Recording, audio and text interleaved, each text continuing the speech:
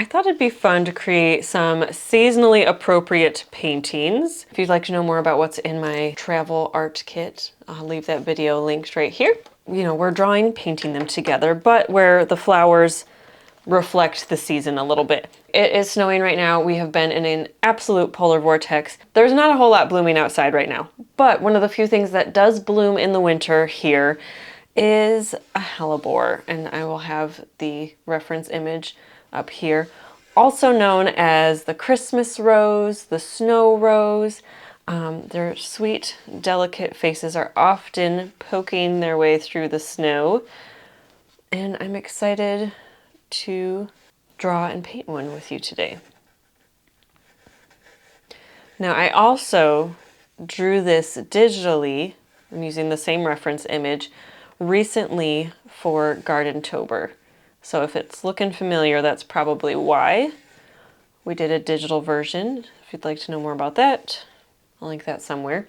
Right now I'm just kind of lightly sketching everything out. But now we're going to dive in and I'm going to pull you a little bit closer. We're going to go. So if you do want to just skip to the painting section, I'll have that timestamp listed on the screen for you.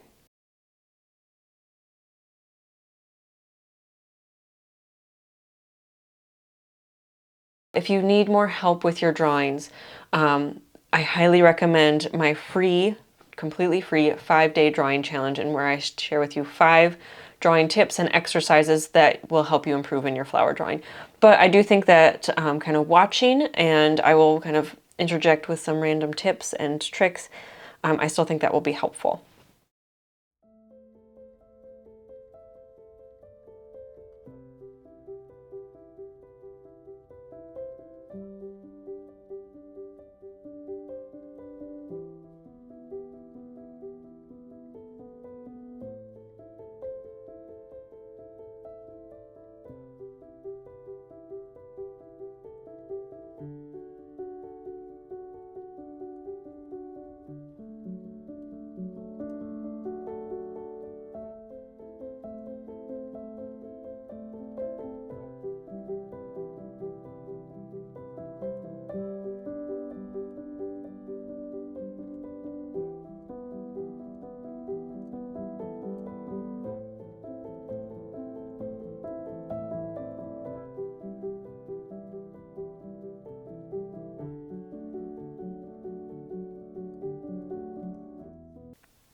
One thing I'm not doing, which I generally recommend, I'm looking kind of far away at my reference image. Normally I would have it as close to me as possible.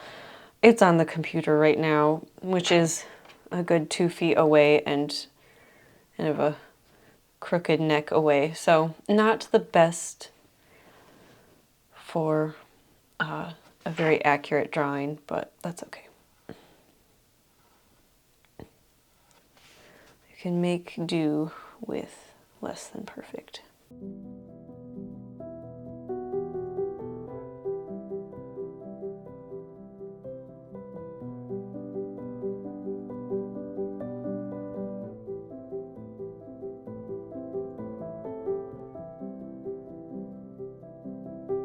All right, this section here is a little bit tricky. We're going to simplify it a little bit. I'm just going to kind of figure out where we're coming and going. We've got these sections kind of on the exterior that have kind of a triangular shape, though irregular.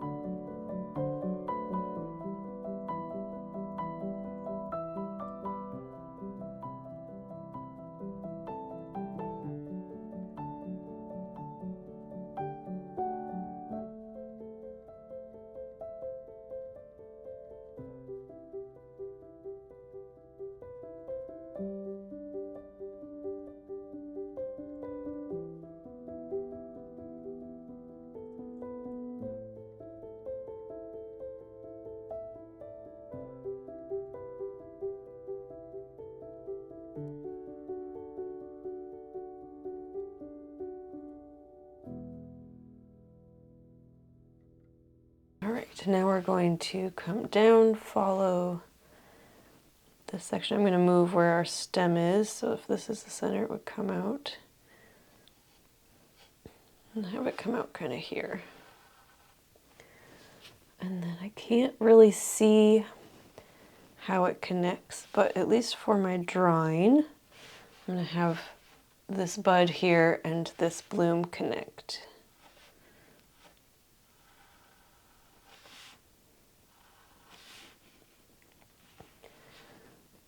I know I can't see it, but there's probably some sort of junction, so I'm going to add just a little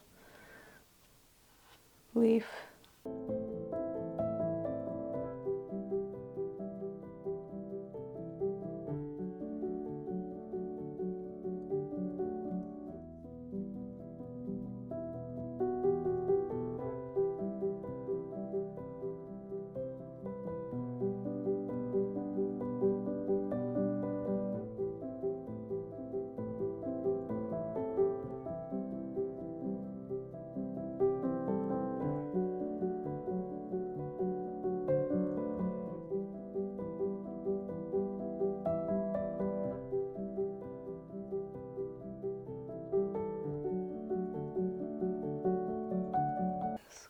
Down here, I'm going to move it down a little bit so we're not running into this section as much. Overlapping a bit.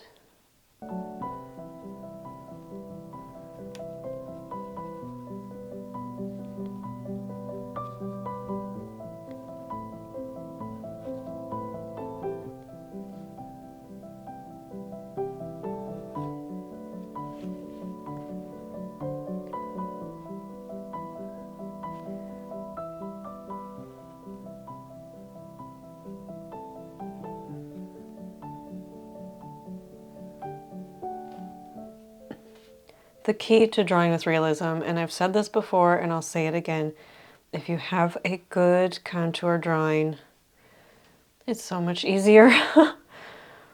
Then it becomes kind of like your own coloring page where you're just filling in the beauty that you see, working with colors. You can play with light, where if you're trying to solve all of the problems at the painting stage, things are drying, colors might not be working out because you're thinking so much. It's just, there's just so much more to do. So solve the problems on paper before you get the paint out. Widen that a bit.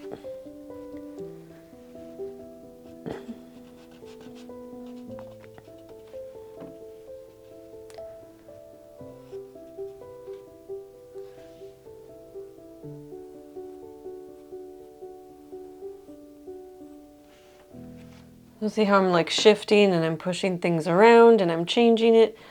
That's a lot harder to do if the paint is out.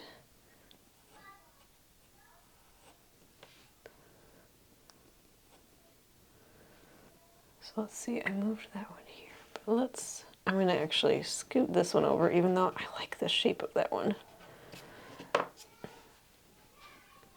going to put this leaf here. And then I was going to leave this one out, but I think we're going to add them in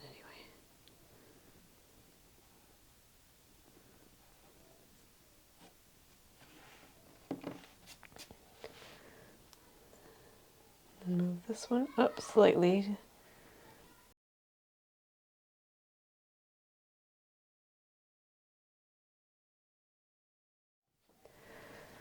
All right, let's work on this. Oops. Let's work on this leaf right here. It's illuminated backlit, so it's going to be a little tricky, especially because I kind of want to switch the shape of it a little.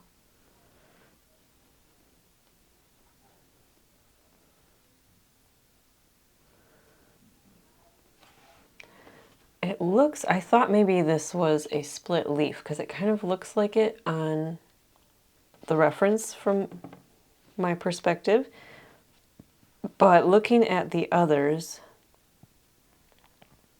I don't see any other examples of a split leaf, so I'm just going to simplify it a bit and we'll turn it into 2.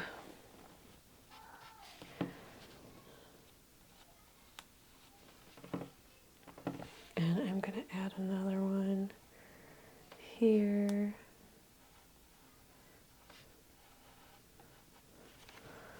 Let's look up. It looks like there's some poking out, whoops, on this side. And based on how many leaves are here and just what I know about hellebores, I'm thinking we're going to need to add another leaf just to be a little bit more accurate. And it kind of frames everything out.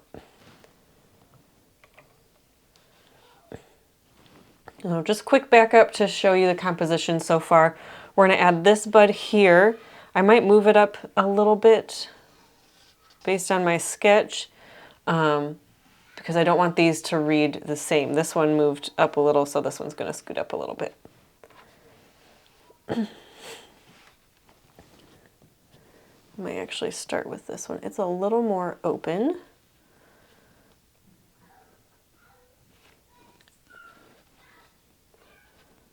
I'm going to come down. We've got this opening here.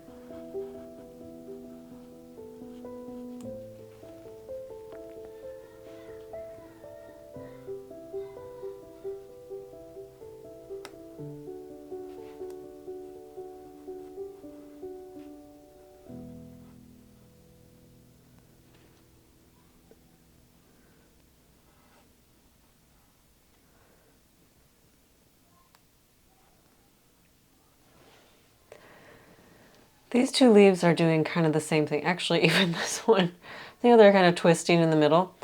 While I don't mind that, it's starting to feel a little too repetitive. So I think I'm going to keep these 2 and switch the one in the center so that he's just doing something different. So I'm just going to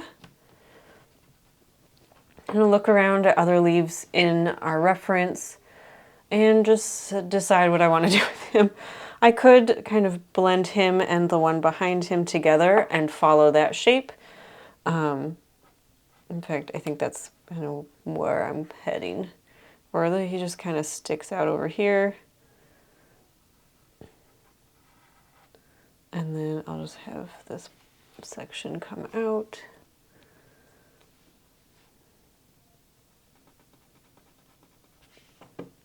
where it's still a twist, but it's not so exaggerated. And at the same point as the other two. So that's one of the things that we talk about a lot in like the composition course, is things to look for, you know, lines to avoid, different rules, if you will, in art and composition. That one's a little advanced and just a little freebie for you. Okay, and then we have a hard curve down.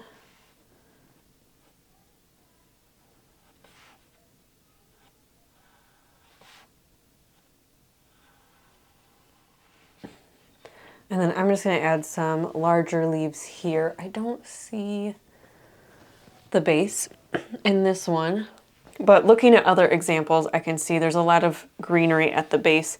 And so I'm just going to kind of follow according to my general style, how I would do these leaves, based on, you know, the composition that we have here. Let's put one behind.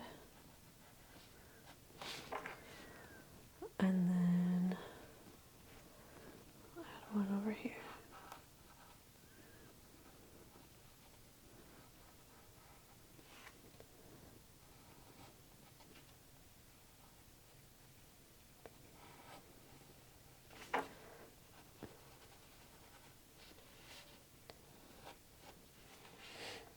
All right, we zoomed back out. Everything, there's like some scribbles from my initial sketch. That's fine. I'm gonna lighten the whole thing when I begin painting, so I'm not too worried about that. All right, I zoomed out so you can kind of see my workspace. I have my large palette, and I have a tour of this in another video. I have a clean water and a dirty water. It shouldn't start off dirty, but it actually is right now because I just cleaned off the palette. And I have a rag off to the side. I have 3 round brushes, a size 3, a size 6, and a size 8. All right, let's zoom in and mix our colors. All right, you're gonna have to be a little crooked for right now just because that's the way the camera is angled at the moment. Here we go. All right, I have a separate brush kind of for picking colors. I'm not entirely sure what we're gonna do today. I see some lovely chartreuse. So I'm thinking transparent yellow to start, because we're really going to need to lighten some areas of that green, but other areas of it are quite dark. Let's go with sap green. So we have transparent yellow, which is very similar to like a Winsor yellow or a lemon yellow. And then sap green. Let's grab permanent alizarin crimson. And we'll have those 3. We still need something to like really deepen and punch.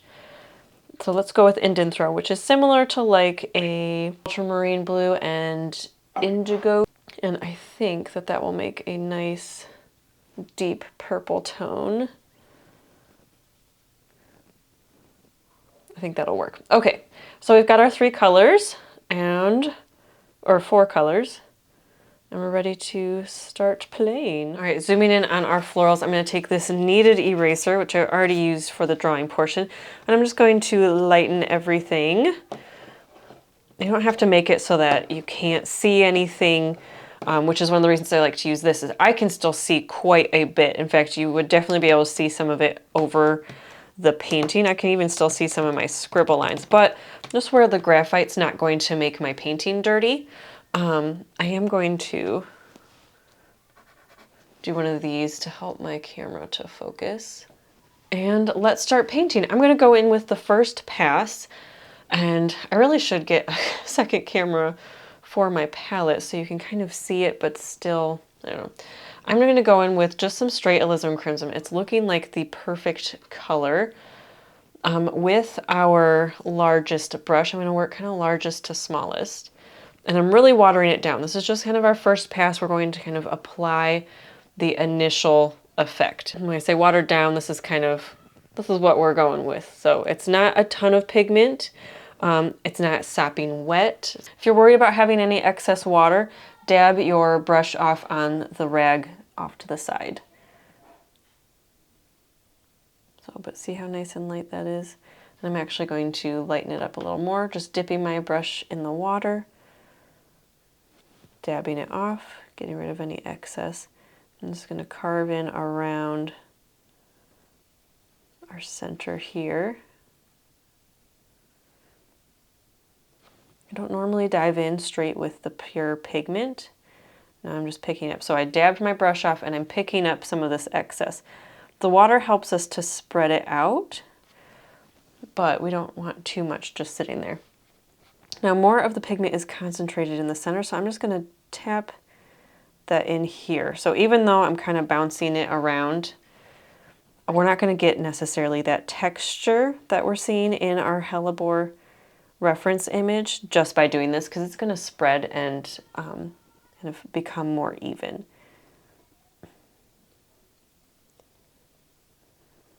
Which is more my goal right now. I'm kind of just trying to get some of that background gradient established. All right, because these two are touching, I'm going to move on to this one, and we're just going to kind of work every other as these petals dry out. We're just going to do the same exact thing. So we're taking very watered down pigment, carving out exactly where this petal is going to go. And then here, it's starting to dry on me, so I'm just going to kind of get it wet again very quickly. I'm going to tap in a little more pigment. And this side I can go even heavier. I could even add a little bit of our blue in here. Just dabbed my brush off on the rag. But I'm not going to worry about that yet. No, let's grab a little. I'm just going to grab just a touch and tap that in over here. Wiping it off so there's really not a lot on. That's picking up too much.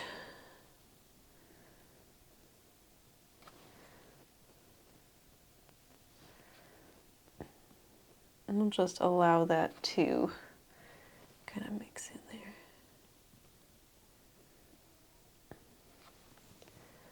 there. All right, and repeat. We're going to mix both of these. This one's dry now because we were working fairly dry, not super wet.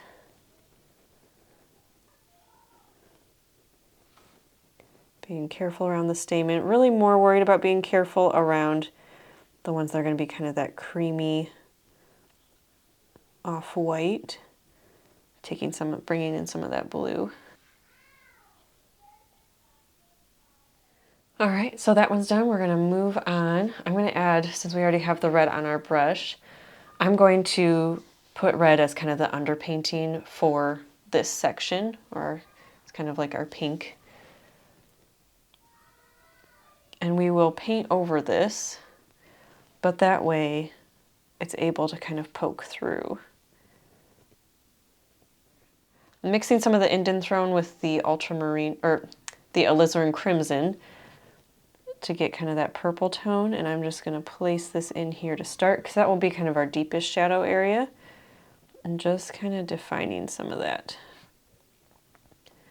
This isn't super important, this is how I like to paint.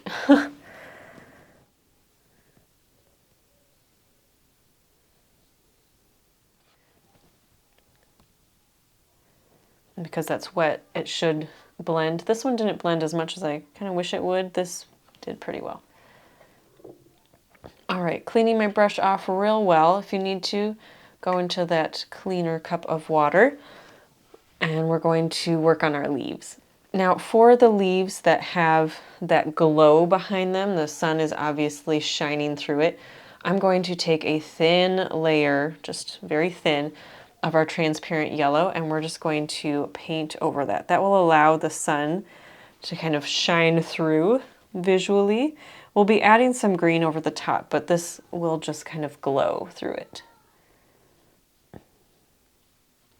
So this one here, this one's hard to see, but we're gonna put it on this one.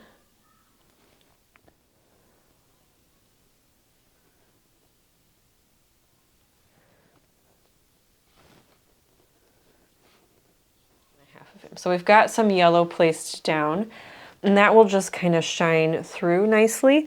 I'm also going to the areas that we have this bright chartreusey color, I'm gonna add that here as well. Being careful to avoid, some of these stamen are very light and creamy, and we'll add that in later. All right, you know what, and I'm even gonna add a little to this edge right here. Okay, now we're gonna go in with our sap green, and we're gonna mix 2 varieties of our sap green. Let me pull you over. Okay, so we've got our sap green, and we're gonna want a warmer section and a cooler section. So I'm gonna take a little bit of transparent yellow over here with our sap green.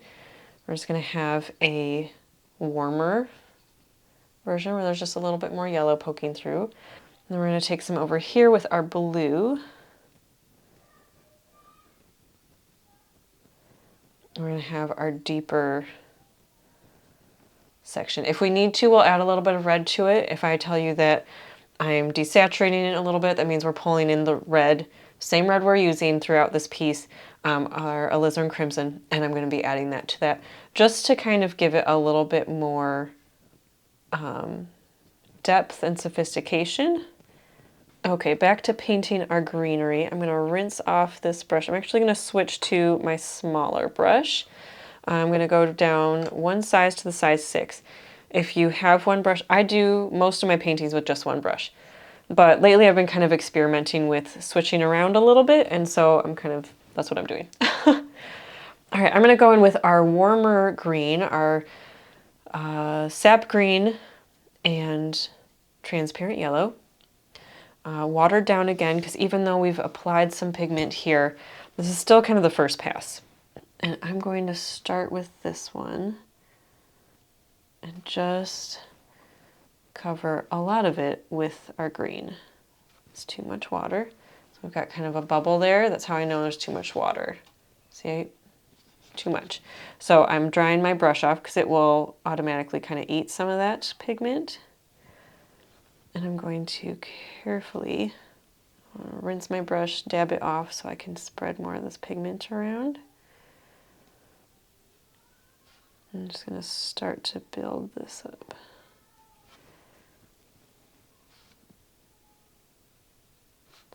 I'm going to let this fade a little bit. So I'm going to rinse my brush off, wipe it off on the towel, and reactivate that and pull, picking up some more of that pigment.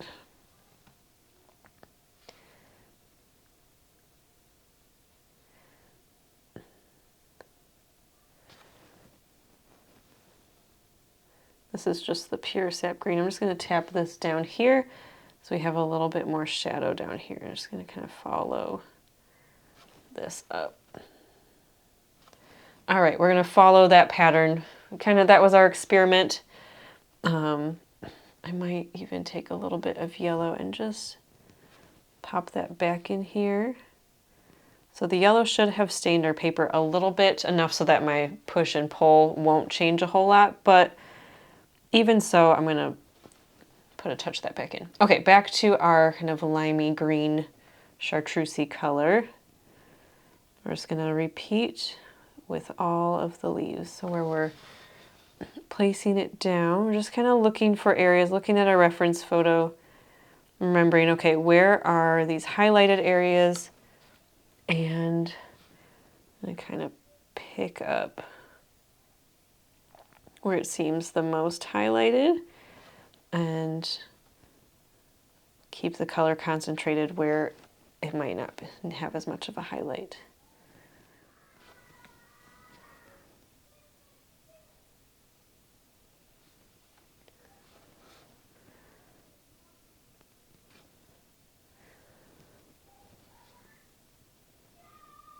I'm going to take a little bit of red and add it to just our regular sap green, and that will help to desaturate it. So it's definitely an olivey tone now. I'm going to add this just off to the side. It's a little more desaturated, still having some of that glow.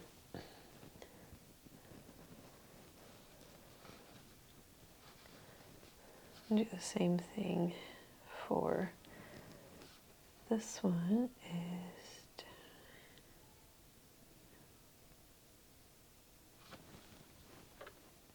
Adding a little bit of red here. I'm seeing my reference image. There's definitely some rosiness right where all of these leaves are. And And then I'm just going to kind of pull that down with some clean water so it has room to blend out, so I don't have just like a harsh line where that ends.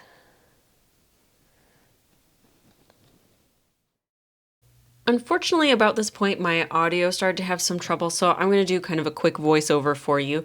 I'm just really continuing what we were working on. I'm going leaf by leaf. I'm kind of following the reference image, mostly focusing on the sap green and kind of the desaturated sap green. But before we get too deep into that, I really want to switch gears and talk about those buds. So we mixed two different purples. We have our cooler tone purple, which is a little bit more of like this plummy purple, and then we've got a warmer tone purple. So it's the same two colors, Indian Throne and our alizarin crimson, and I just mix them in different ratios to get those two different colors. And we're going to follow the same process for both buds. We're taking that warmer tone, so the one that's a little bit more red has a little bit more of that alizarin crimson, and we're starting at the base and we're working our way up. We're really trying to kind of capture some of this gradient that is in the bud itself. So we're focusing on that warmer color and filling that in with a nice even layer, and then we'll add the cooler tone right at the crown, right where the bud comes out. So see, we're adding that cooler tone in. It's much deeper, it's much richer, it's much darker, and not only will it create kind of a natural shadow, but it will help with just kind of the color variation that you see in the bud itself. After repeating the same thing on the other bud and kind of working back and forth just like we did with the petals of the full flower, so that we're not working on sections that are touching while they are wet. And once we're done with that, we're going to wait for that to completely dry, and we're going to start on the second pass of some of the stems and the flowers, so or the leaves. Again, even though we applied that like yellow glow behind some of the leaves, I don't really consider that a first pass. It was more of an underpainting to get kind of the tone correct. And with this pass of the greenery, and you'll see it repeated throughout, I'm focusing more on the cooler tone and the desaturated version of the cooler tone, which is actually what I'm using here, the one with a little bit of red in it. So we've got the sap green, the Indian Throne, and our alizarin crimson. And I'm using that to create these shadows. Now this is a lot of back and forth, especially with something this thin. So I'm applying the color down on the right hand side because our light is coming from the left, which is why we have the glow coming through those leaves. And then I'm softening it with kind of a clean brush, a clean damp brush, but then I'm just applying that again. So it's a lot of back and forth with watercolor where you're trying to apply these light layers. You want them to blend nicely. So don't get discouraged if you're finding like, why am I going back and forth all the time? That's what I'm doing too. It's just part of watercolor. So I'm just kind of going over the leaves and in different sections, placing different greens down. Now, some of this is just kind of intuitive, looking at my reference image, saying like, okay, what color does that look like? And then picking that. So I've got obviously our warm green, our sap green with red, our cool green, and our cool green with some red. So I'm kind of just going back and forth between all of those. I mostly finished this section. I'll probably come back and tweak a couple of things, but I started on this one, work on these sections with you so that you can see what's going on and try and talk through it. Okay, so just regular cool tone. I'm going in right here, looking at my reference image. This is pretty dark and pretty rich, so I'm just gonna fill this in. I'm trying to not get my hand on the areas that might still be a little bit wet. So thus the turning. Thank you for being patient with that.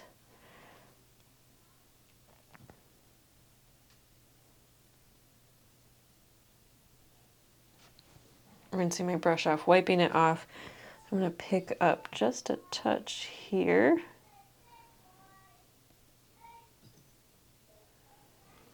Just to give that a little bit of easy depth, taking a little bit of our pinky purple. And I'm just going to tap that in here at the base. It kind of is reflected off of this area.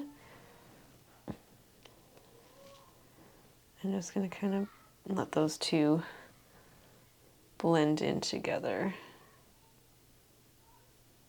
That will probably need another coat, another layer there.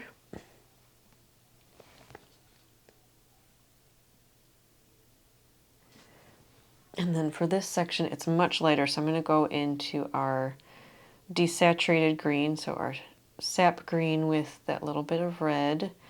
Mostly sap green at this point for our kind of our chartreusey highlighted section. I'm just going to kind of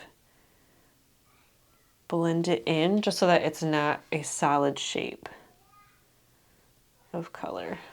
Rinsing it off, wiping it off.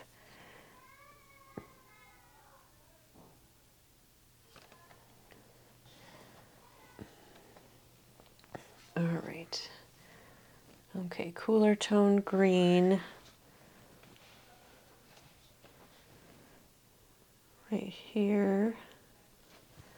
Rinse, wipe, and I'm going to blend that outward a bit.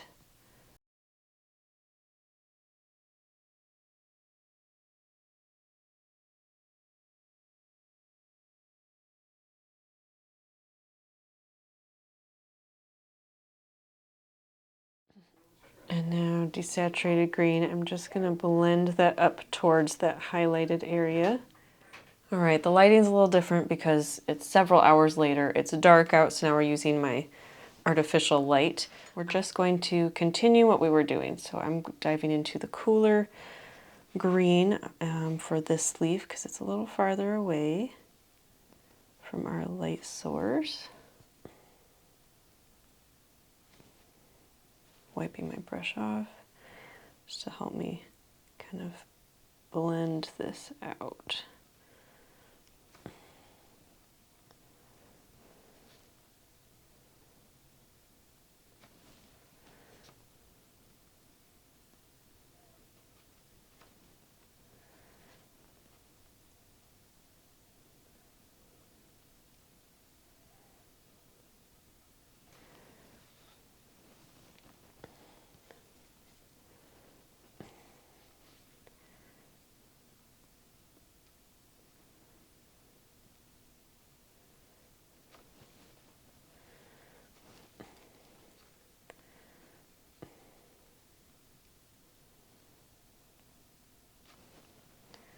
All right, I'm diving into our warmer kind of chartreusey yellow for this area because I kind of imagine the sun might kind of come through a little bit for this section. Just kind of a little highlight, even though it's not like above us. Let's just kind of unify this piece a little bit more.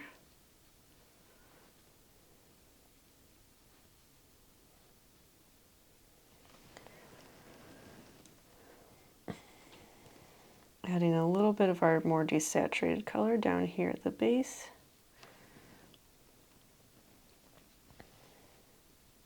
Still the cool tone, or back to the cool tone, I suppose.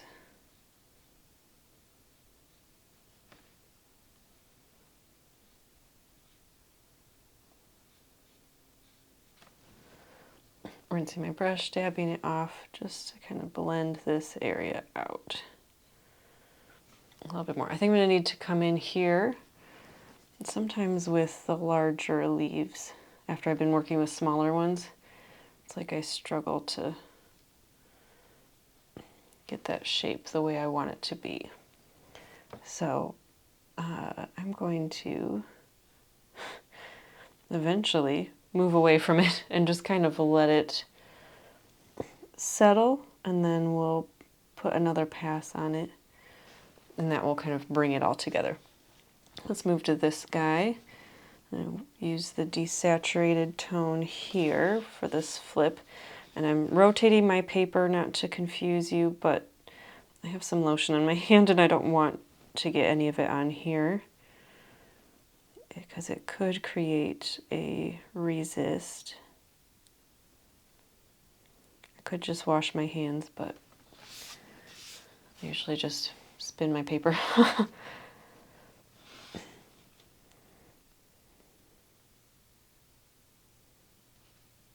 Cooler tone, so that was our desaturated cooler tone.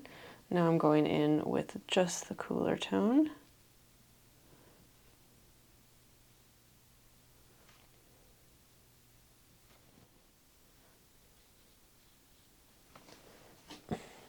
And again, I think that will need another pass. And it's reading a little brighter. It could be just because it's still a little... All right, similar to this one, I'm just kind of going in with some of our desaturated color, and I'm just going to keep it kind of minimal, just to help define this leaf a little bit more without adding too much information. Wipe my brush off again to keep it nice and soft, going in with a little bit darker, wiping it off, spreading out some of that pigment. I think it should peek out on this side just a bit. Grabbing a little more of that chartreusey color. All right, so we're well on our way. Obviously, we're going to add more detail with the flowers, but I'm just kind of like leaning back and assessing what we have so far so that I know kind of how we should kind of continue. I'm going to add a little bit more detail here.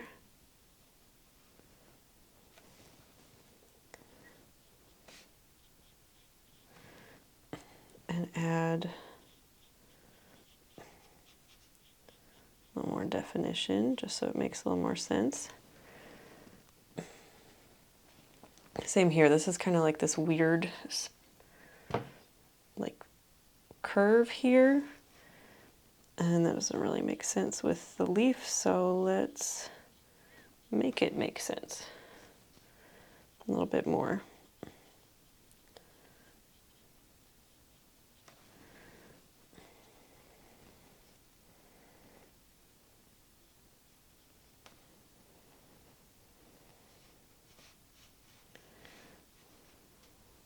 I'm going to take a little bit more of our desaturated tone down here. And let that kind of bleed up.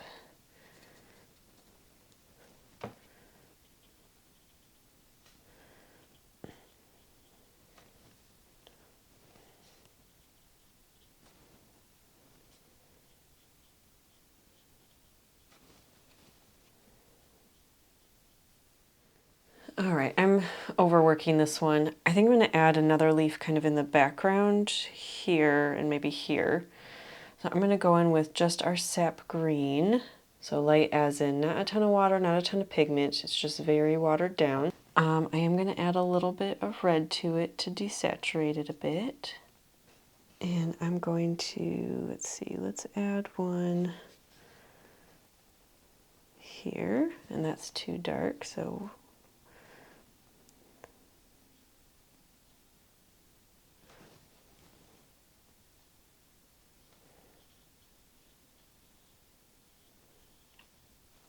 just kind of let that be in the background. I'm going to add one that's a little cooler, so I'm going to mix in a little bit of our cooler green.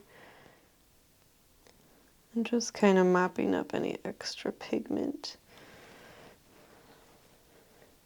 All right, I'm going to add a couple more up here just to get a little bit more of that depth. Again, real watered down. I'm going to start up here.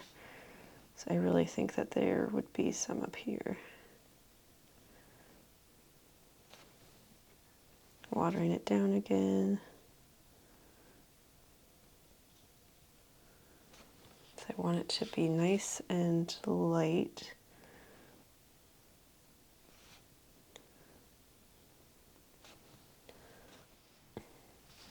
Now there's 2 and 2. It's kind of a little fairy wing-esque, so I'm going to add another one back here. Just a hint. There we go. That's the softness that I'm going for. Where you, I mean, really it's just that hint of one. It adds a little bit more depth and interest. And honestly, for this, accuracy. I need to play around with that a little bit more, but I'm pretty happy right now. I'm gonna rinse my brush off. We're gonna go in with our, I'm just gonna kind of mix our raspberry and our kind of blueberry colors together, kind of the more plummy side and the more blue side and get something in the middle. And now that I have those two mixed together, and we can kind of see what we're working with, I'm going to just kind of pull some of this down. We're going to get some of this detail. Now since I didn't add a bunch of detail and like veining in the leaves, I don't necessarily want to go crazy here. Now, there's something to be said about hierarchy, where I want the flowers to have a little bit more of the attention than the leaves. And so it's not a bad thing that they would have less detail than the petals, that I want to be more the focus. But I don't want to, I have to be careful not to completely switch my drawing style, my painting style, just because I'm working on a different part of it. I'm just going to mostly just pull some of that in, get some of that visual texture, and do the same thing on this side. I'm actually just going to cover this mostly. Let that be kind of in shadow. And this, I'm going to just put a shadow in there. It works best if you have almost no pigment and almost no water, and then you get like the real soft effect.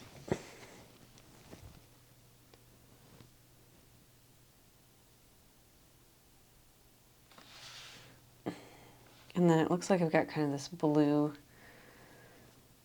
section. I'm just going to overlay that a little bit and even up here with that mixed color.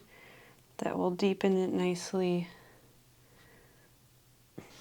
Okay, so we've got some visual texture going. It's not crazy. It's not too distracting, I hope. We might back up and decide to go back over it and lighten it, but for now, I'm pretty happy with it.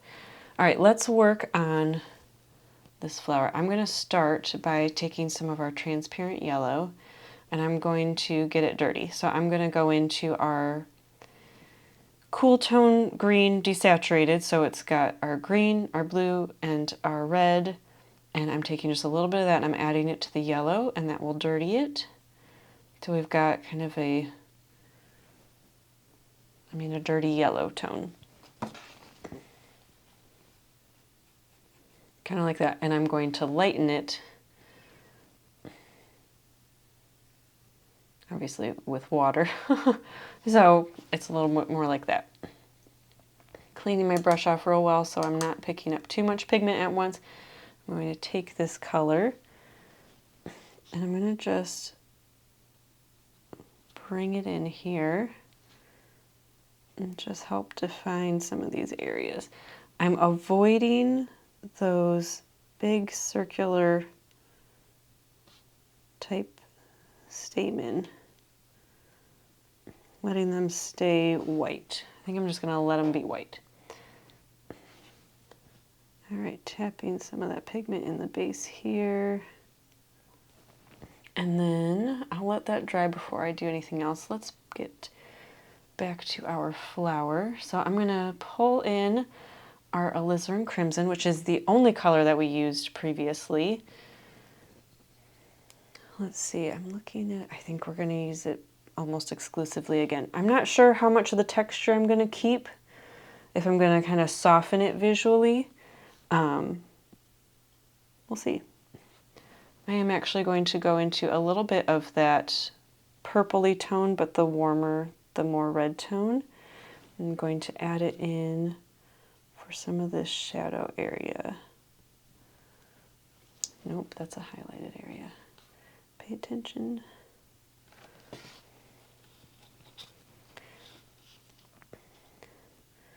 Some of this is really quite dark, and I'm just going to look at my reference image a lot and pull some of this out.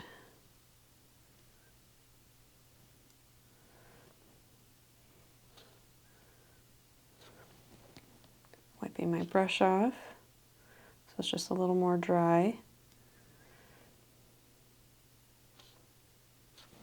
Wiping it off again We're just kind of pulling down some of this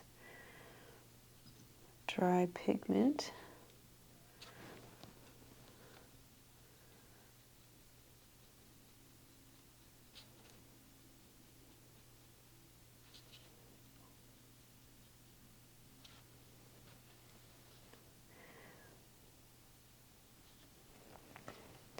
Again, I'm not sure how much of this texture I really want to capture, but we can kind of smooth it over if we need to.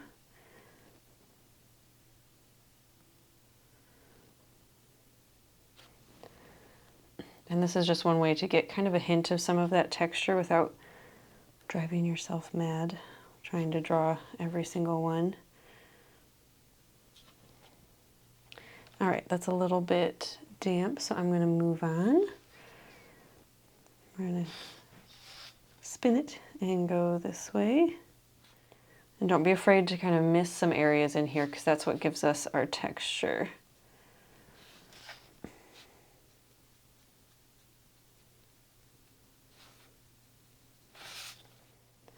All right, and we're just going to repeat for all the petals, trying to look at our reference photo if there's areas that are highlighted like this section here, kind of trying to lighten up a little bit there where we're not working as much with the purple tone, and then we'll deepen areas as needed.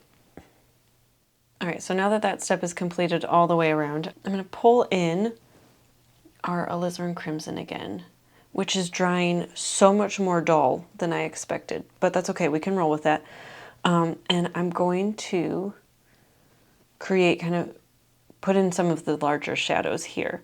And we might lose some of our texture because I'm just going to place it on like this. Water it down a little bit. We might need to add another layer with a little bit more of our shadow tone, but I've been surprised how this is drying. It is a color that I used to use a lot, but maybe just because I haven't used it in a while, it's behaving strangely to me. Or maybe I just went a little too heavy on our purpley tone. I don't know.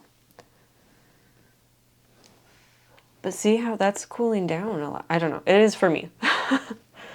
So I'm going to also add the shadow on this section. It's kind of more like a glaze. In a way, just as much to get our color fixed as to work on that value. I can tell my evening voice is starting. I'm tired. It's getting scratchy. Yeah, we're definitely losing some of that texture. We can add that back in. We'll just repeat what we just finished. Still kind of doing the every other petal thing that we did when we started. So here I've got kind of this harsh line here from that shadow together. So now I'm mixing the alizarin crimson a little bit more with our purpley tone, just like we did kind of that first round. I'm just going to define some of these areas a bit. I'm going to go down a little thicker. Oops. And add some of this texture back in while defining some of these shapes. So that dried a little lighter than I expected. That's okay. Same with this one, actually. Wiping my brush off.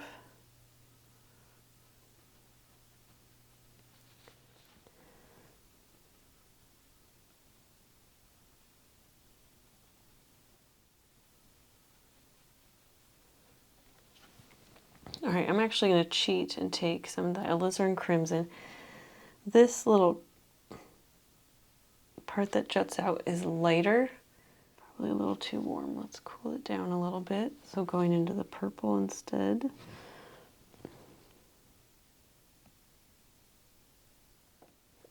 All right, sometimes following the reference image, it doesn't read right when it's on paper.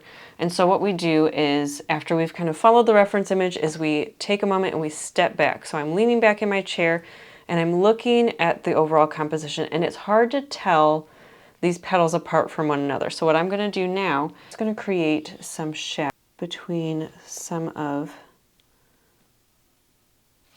these layers. I might dive into the blue purple just a touch to give it a little more oomph, since this is kind of drying different than I would want it to. See how that just helps to define that area, really helped it to pop a little bit. We're going to do the same thing over here.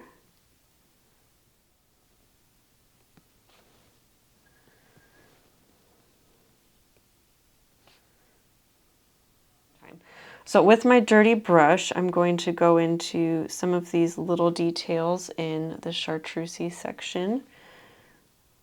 Whoops, a little too much. And then even in between. All right, now I'm going to take our deep, plummy, nope, we're gonna go more reddy purple color, and we're going to define these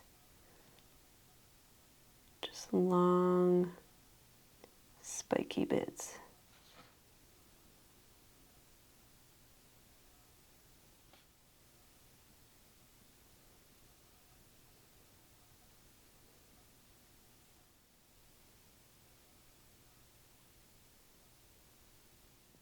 Okay, let's see. We're going to deepen some of these areas. I'm going to go in with my cool tone dirty green, so desaturated, and we're going to just put a little bit of a, just going to deepen this section. It's in a little bit more of a shadow, and just use this to define this area a little bit more.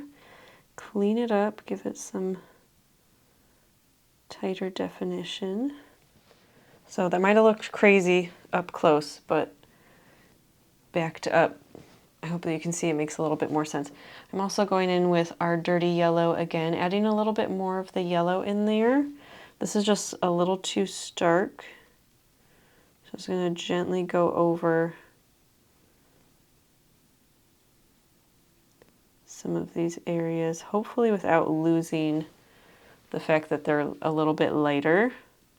All right, let's take a look, let's assess.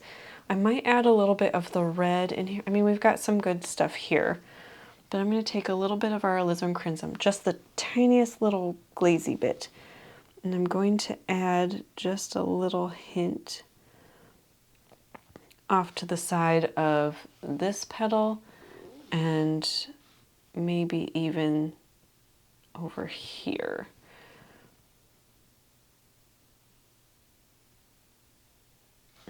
Just where you can barely see it in the background. See that tiny little bit? That's all we added, and I just did a little bit kind of right next to here. Not necessary. It's not going to make or break your painting. You don't even have to do it, but I kind of like to have a color repeated a couple of times, just to, even though it's repeated here. And I don't know, I needed a little bit more. Just erase that little spot. All right, and I think we'll call that good. So I'm happy with it overall. This flower gave me some fits. I think it's mostly the paint. That's the nice thing about watercolors. You can continue to add and to build and to grow. I hope that you've enjoyed this tutorial, that you found it helpful. If you did, let me know in the comment section down below what flower you would like to paint with me next. Make sure that you're subscribed so you don't miss future videos, whether it is realistic drawing or painting. We do a lot of different art tutorials here. I hope that you are having a wonderful, wonderful day, and until next time, happy painting.